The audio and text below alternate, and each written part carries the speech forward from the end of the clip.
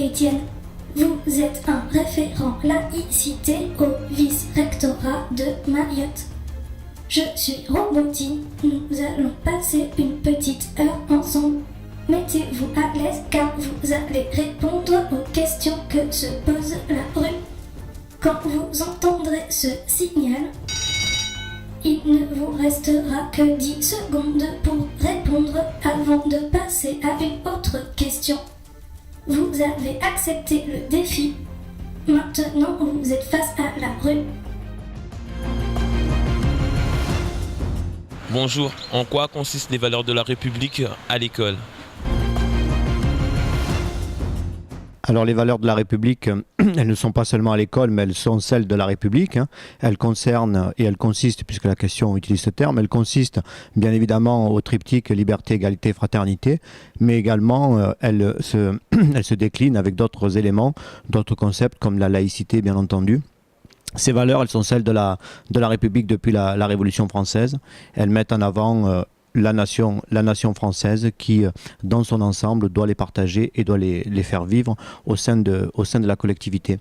Et ces valeurs, elles sont, on pourrait le voir, très anciennes, mais en réalité, elles sont d'une extrême modernité, puisqu'elles sont revisitées et renouvelées chaque fois.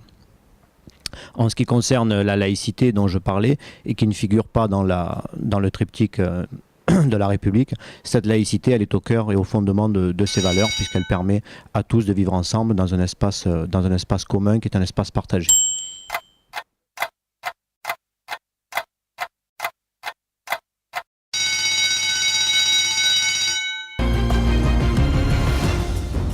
Bonjour, qu'est-ce qu'un citoyen ? La définition de citoyen est une définition à la fois très simple et très complexe. Le citoyen, si on remonte à l'Antiquité à Athènes, mais je ne vais pas faire un cours d'histoire, c'est celui qui a des droits dans la cité, mais également des devoirs. Et dans la République française, donc dans notre République, on est encore sur ce schéma-là, c'est-à-dire c'est quelqu'un qui fait partie de la nation et qui, à ce titre, a un certain nombre de droits. Dans la Constitution, ces droits sont très clairement explicités, le droit à être éduqué, le droit à être pris en charge, le droit à être soigné, par exemple, mais également un certain nombre de devoirs. Les devoirs sont ceux qui doivent pour chacun participer à la construction de la nation et au mieux vivre ensemble, c'est-à-dire payer l'impôt, c'est-à-dire partager un certain nombre de valeurs. Et ce citoyen, dans la République française, il doit se reconnaître, je le dis, à travers les valeurs dont il était question dans la question précédente. Et le citoyen doit participer, doit contribuer au mieux vivre ensemble, et doit participer bien sûr à la pérennisation de notre cité, de notre État.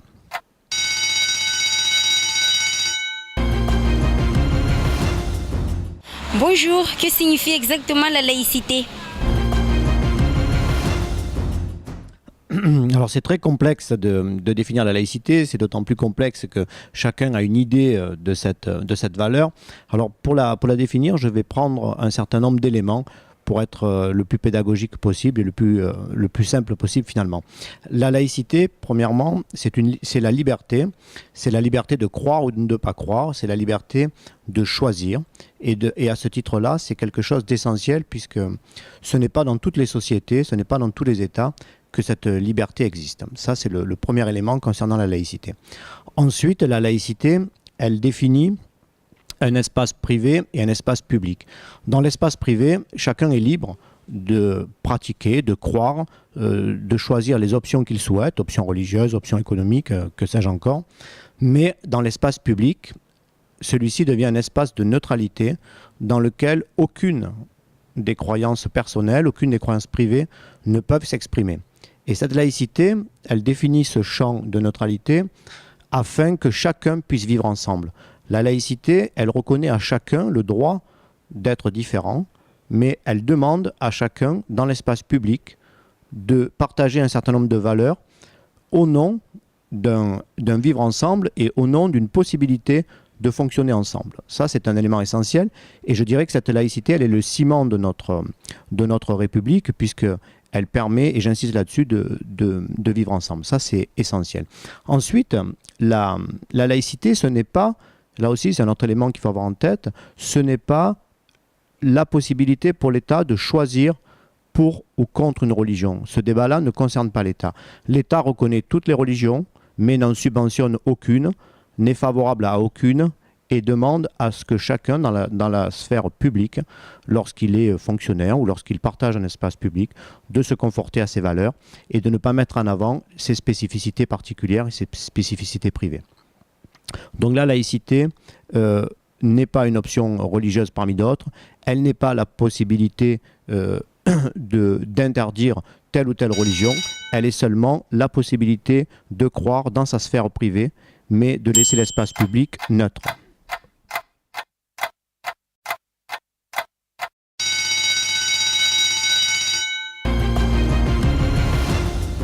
Bonjour, les cours d'éducation civique à l'école sont-ils dispensés à tous les niveaux scolaires et sont-ils obligatoires? Alors l'éducation civique qui va changer de nom puisque dès la rentrée vont être installés de nouveaux programmes qui sont les programmes d'éducation morale et civique et ils vont concerner ces programmes l'ensemble des écoliers depuis l'école primaire et maternelle jusqu'au lycée. Donc ces cours sont bien évidemment obligatoires, ils font partie des obligations scolaires, ils sont inscrits dans les programmes et ils sont dispensés à chacun des niveaux, mais non pas comme des cours qui nécessiteraient ensuite une interrogation pour délivrer un brevet de citoyenneté, c'est pas ça du tout. L'idée de ces programmes d'EMC est de construire des parcours citoyens pour rendre accessible à chaque enfant, à chaque élève, à chaque lycéen, la compréhension de ce qui fait le citoyen, de ce que sont ces valeurs de la République, afin qu'il se les approprie, qu'il les fasse vivre au sein d'un collectif. L'école est chargée bien évidemment d'instruire, mais elle est également et surtout, je dirais, chargée d'éduquer. Et dans l'éducation des jeunes qui sont confiés à l'école, il y a bien évidemment l'éducation à ces valeurs républicaines et à ces valeurs de laïcité ou à d'autres, puisqu'il y a également l'égalité filles-garçons, il y a également l'absence de toute discrimination à l'intérieur d'un espace scolaire ou d'un espace républicain.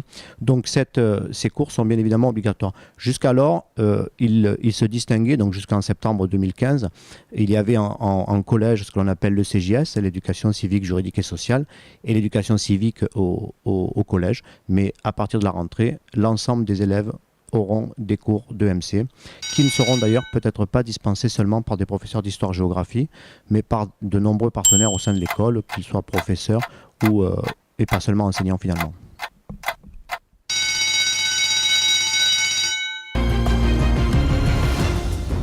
Bonjour, la liberté de l'expression a-t-il des limites? Si oui, lesquelles? Alors, tout d'abord, sur cette question concernant la liberté d'expression, un petit préambule, la liberté d'expression est une liberté fondamentale en France, elle est reconnue par la Constitution et elle est reconnue depuis les textes très anciens, puisque là aussi, sans faire un cours d'histoire, la Déclaration des droits de l'homme d'août 1789 reconnaît cette possibilité de s'exprimer librement. Alors s'exprimer librement, ça ne veut pas dire s'exprimer n'importe comment et porter atteinte à l'intégrité ou porter atteinte à la personne à qui on s'adresse. Donc la liberté d'expression, elle est reconnue juridiquement, mais elle est encadrée, très strictement encadrée, et si on déborde du cadre de la loi, on devra répondre de ces actes, soit en étant attaqué pour diffamation, c'est-à-dire porter atteinte par des propos à un individu ou un groupe de personnes en affirmant des choses qui seraient fausses, et elle peut être également encadrée par d'autres éléments juridiques qui peuvent être l'apologie d'une histoire qui n'est pas vraie, ou l'apologie de crimes de guerre, etc., etc. Donc cette liberté d'expression, elle est totalement fondée en droit, mais très strictement encadrée de manière à ce qu'il n'y ait pas de débordement. Ce qui ne veut pas dire que la liberté d'expression ne permet pas de participer au débat, bien au contraire, puisqu'elle est actée dans la plupart des textes juridiques et dans toutes les constitutions françaises de la 4e et de la 5e République.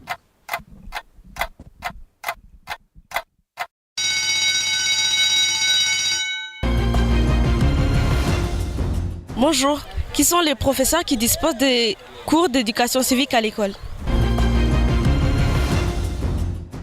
Alors aujourd'hui, en collège et en lycée, la plupart des enseignants qui interviennent soit en ECJS, soit en éducation civique, sont des enseignants d'histoire et géographie. Les enseignants d'histoire-géographie ont obtenu, on leur a donné cette compétence complémentaire d'intervenir sur ces champs-là. Et de manière très générale, c'est comme cela que ça se passe dans la plupart des établissements à Mayotte, mais également en métropole, en tout cas dans les établissements français. À la rentrée, tout n'est pas fixé encore, puisqu'il y a encore un certain nombre de discussions au niveau ministériel. Les arbitrages devraient arriver dans le courant de ce mois d'avril. Il est prévu que cet enseignement soit dispensé de manière transversale, c'est-à-dire qu'il soit dispensé par des enseignants d'histoire-géographie, mais pas que. Pourquoi pas des enseignants de philosophie au lycée ou d'autres enseignants. Ça, c'est le premier point.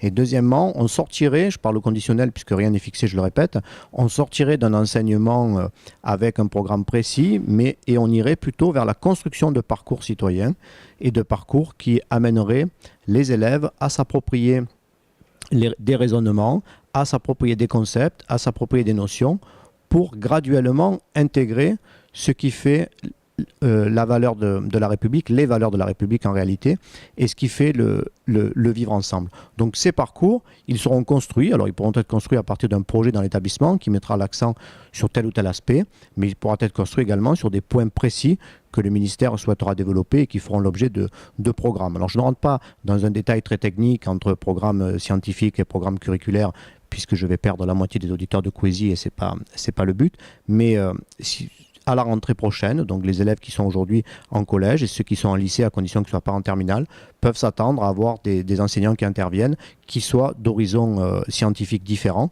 mais qui se retrouvent autour de ces valeurs, puisqu'elles concernent tous, et qu'on peut tout à fait arriver à les développer, à les faire comprendre par des angles d'attaque différents, et pas seulement par un angle d'attaque historique ou philosophique. Si je peux prendre un exemple, quand on parle de l'éthique, la science, les sciences naturelles ont toute leur place dans ce champ-là. Donc, enseignement par tous et pour tous.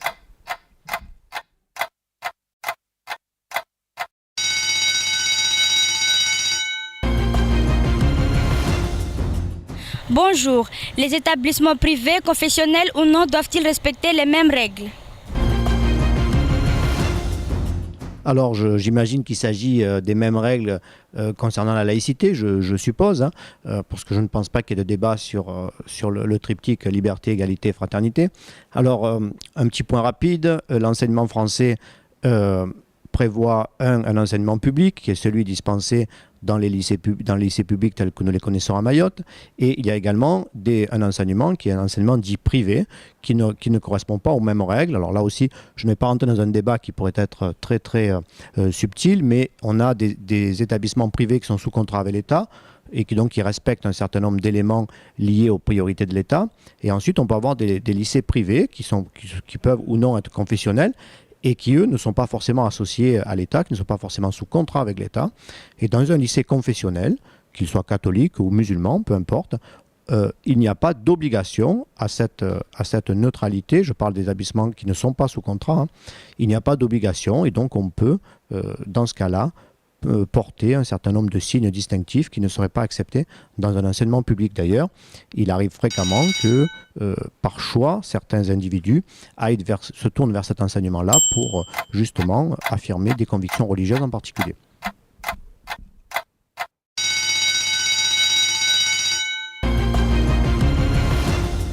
Bonjour. Quelles sont les mesures prises pour faire respecter les valeurs de la République à l'école ? Alors, quelles sont les mesures qui ont été prises? Alors, je vais distinguer deux choses dans ma réponse. Il y a tout d'abord les mesures qui ont été prises récemment et des mesures qui sont anciennes. Il ne faudrait pas penser que l'actualité dramatique du mois de janvier a dicté à l'école, sous la pression des attentats, un certain nombre de comportements ou a remis à l'ordre du jour des choses qui auraient été oubliées. Ça, c'est complètement faux. Les valeurs de la République, les valeurs des futurs citoyens, entrent pleinement dans l'éducation des enfants qui sont confiés à l'école. Et de manière très régulière, depuis de très nombreuses années, l'éducation civique a pour mission d'inculquer aux jeunes qui sont confiés à l'école ces valeurs-là. Si on prend par exemple l'exemple de la Marseillaise et des valeurs qu'elle véhicule, la Marseillaise est un très beau chant et un très bel hymne. Cette Marseillaise, elle a été remise au goût du jour dans les années 80 par le ministre de l'Éducation, Chevènement. Alors, sans doute que l'interlocutrice me pose une question aussi sur l'actualité. Donc depuis le mois de janvier, il y avait en préparation déjà ces programmes d'EMC, ces nouveaux programmes d'éducation morale et civique. Et aujourd'hui, ces programmes vont mettre l'accent sur le vivre ensemble, sur la laïcité bien évidemment, mais pas que, également sur l'égalité. Et ces valeurs de la République, eh bien, elles sont celles que tout citoyen et même tout habitant de ce territoire doit partager, parce que nous vivons ensemble, nous partageons un espace commun, et cet espace commun, il doit être partagé en fonction de règles, et surtout en fonction des valeurs qui sont propres à notre histoire et qui sont propres à notre État.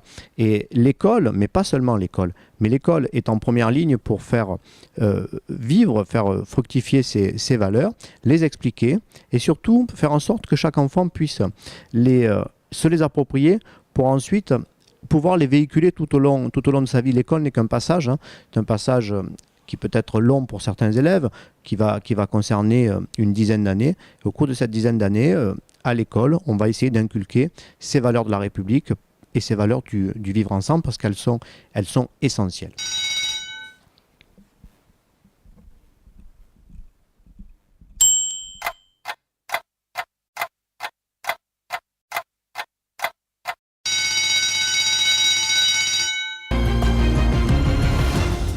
Bonjour, il n'y a-t-il que l'école qui puisse transmettre les valeurs républicaines?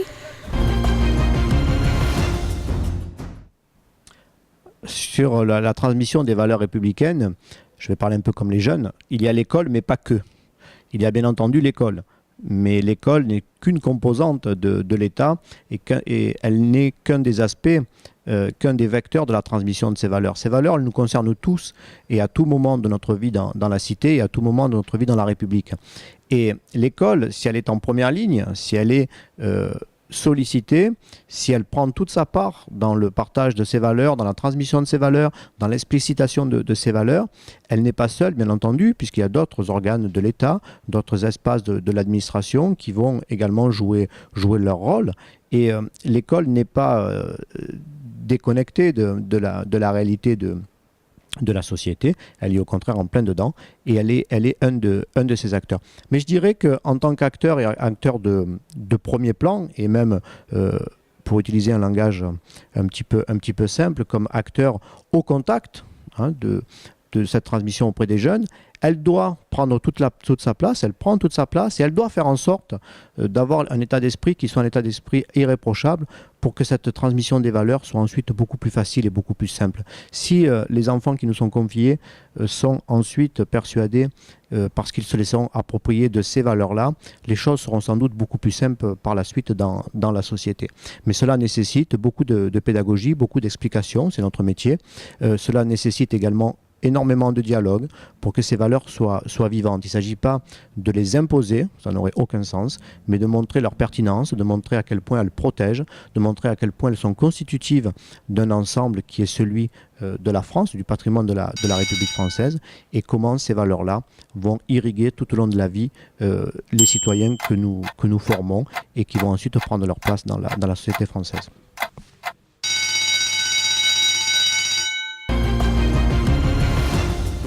Bonjour, qu'est-ce que signifie le prosélytisme? Bonjour, pourquoi les professeurs doivent-ils s'abstenir de formes prosélytisme?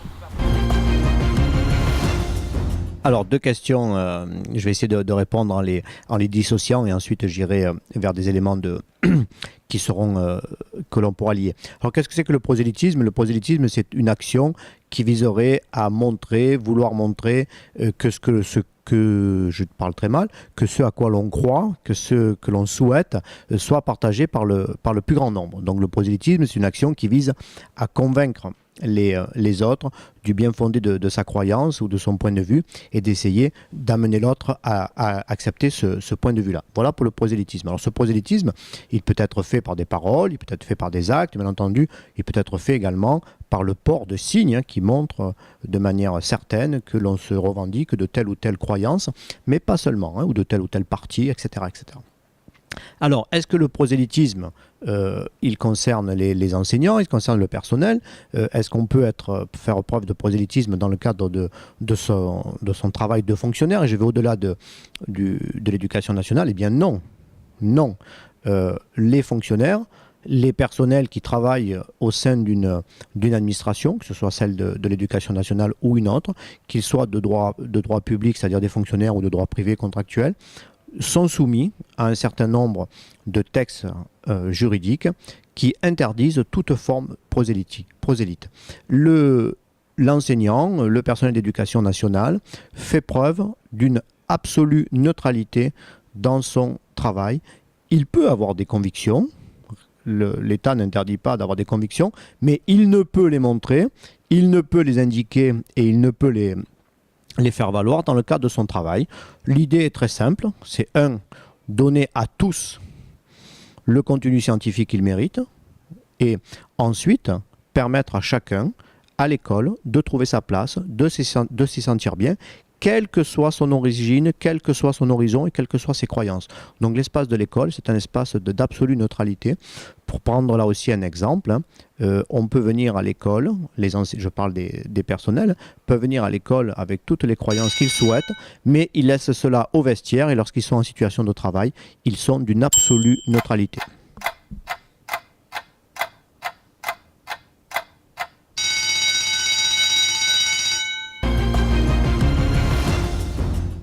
Bonjour, y a-t-il moins de valeurs républicaines qu'avant? Quelles sont les données qui le montrent? Est-ce que l'école c'était mieux avant, monsieur? Alors, est-ce qu'il y a moins de valeurs républicaines? Très, très difficile de le quantifier.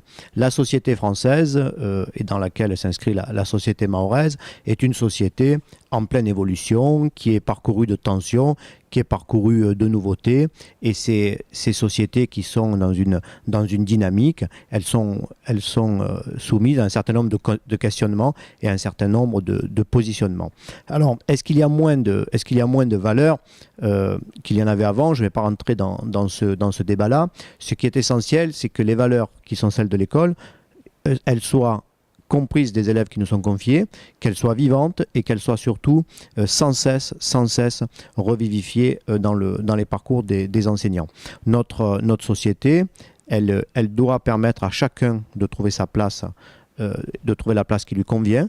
Notre société, elle doit permettre à chaque individu de se réaliser pour ce qu'il est. Et pour cela, les valeurs qui sont celles de la République française permettent à chacun de vivre ensemble et à chacun de trouver sa place dans notre espace. Alors aujourd'hui, on est confronté non pas à plus ou moins de valeurs, on est confronté à une actualité qui montre que pour une infime minorité, pour une frange de certains individus, ces valeurs-là seraient hors du temps, hors du coup, alors qu'elles n'ont jamais été aussi modernes.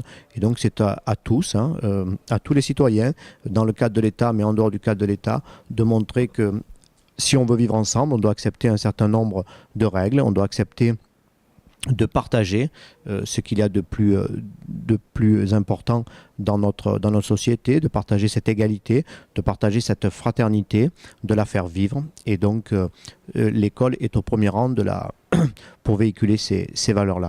Moi, je ne souhaite pas rentrer dans le débat de plus ou moins de valeurs. Je crois qu'on est interrogé systématiquement sur ces valeurs-là. On doit répondre par le dialogue, on doit répondre par la pédagogie et montrer que cette actualité, elle doit se continuer sans forcément regarder en arrière, mais en étant convaincu du bien fondé des valeurs qu'on véhicule.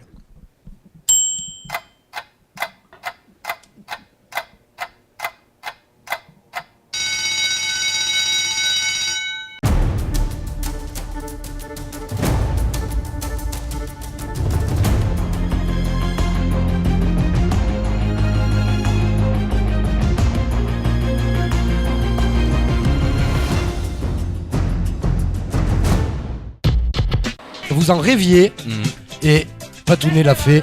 Regardez bien, on vous dévoile les yeux. Ah, bon anniversaire Zamounet. Ah ben là, notre conscience journalistique. Ça c'est pour tous ceux que vous avez emmerdés avec votre journal. Ils sont nombreux à nous avoir dit s'il vous plaît, entartez-le pour le 1000e. Ben voilà, c'est fait, hein. C'est une dédicace de vos lecteurs. Oui, c'est mérité.